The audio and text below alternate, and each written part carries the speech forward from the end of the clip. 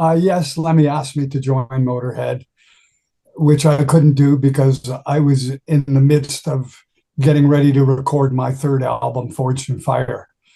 So it would have meant that I was abandoning all the work that I had done and go join another band. It just didn't seem like the right thing to do. I don't know if it would have been a permanent thing anyway. I think it was short term. I think what happened was that Eddie Clark went home from the North American tour at that particular time, and they immediately, because they just saw me the night before or the same night that he quit. I think that it was right on their mind. Why don't we just ask Lips? I would have done it, but I'm like I said, it's like I was already going into the studio and recording and stuff. So it's like I couldn't abandon it. It just contractually and spiritually, I'm not leaving myself behind, because in a certain sense, I'm leaving myself. It's all my stuff. Anvil's me. I can't, if I leave it behind, now I'm in Motorhead. I'm no longer Anvil, right? So it was giving up my own identity that I'm already going to my third album. It just didn't seem like the right thing to do at the time, or even plausible or feasible. So it didn't happen, which angered Lemmy. He was really upset with me, and he's the type of person that says it like it is, and in person, we happened to be we were at a festival. Actually, I think it was actually at the Donington Festival. He just happened to be there. He wasn't playing, and when he saw me, he came right up to me and just started flipping out. This is afterwards. The picture that you're showing right now is after this fact. Is it a different festival? Yeah, it's a different festival. It's months later. Actually, this is a year later. And he's not angry with you at this point?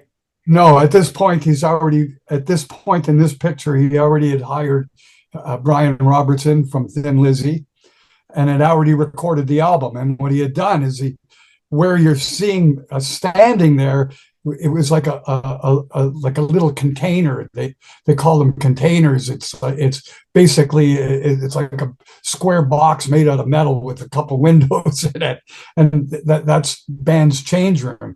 And I was just happened to be walking by, and Lemmy grabbed me and pulled me in there. And I guess they took a picture of that moment.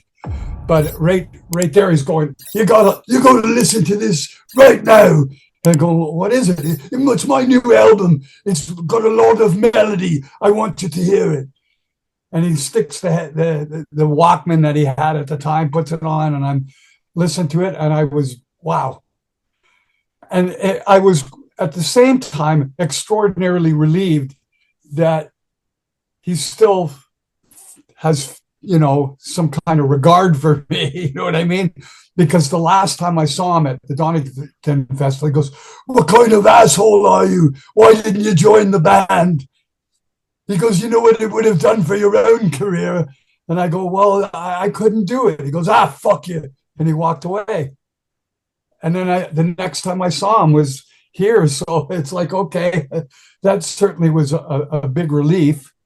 And we remained friends for our entire lives, really. It's just one of those kind of things. We hit it off. There's lots of stories, obviously, and a history there, and that's what it is, man. Musicians are friends. So there's a temptation to join a band that's successful like Motorhead, but then there's also you that has a dream and has a vision for what Anvil can be. And man, it's better to pursue that actual dream and that vision than just be a part of something else. You have to realize that this was just after their second or third album. So they were